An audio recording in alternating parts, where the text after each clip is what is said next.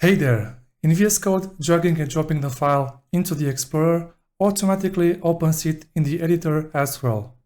If you don't like this behavior, there's a new setting that lets you turn it off. Let's check it out.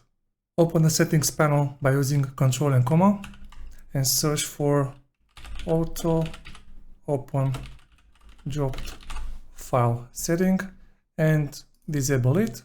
Now let's drag and drop this file, and as you can see, it didn't open automatically in the editor.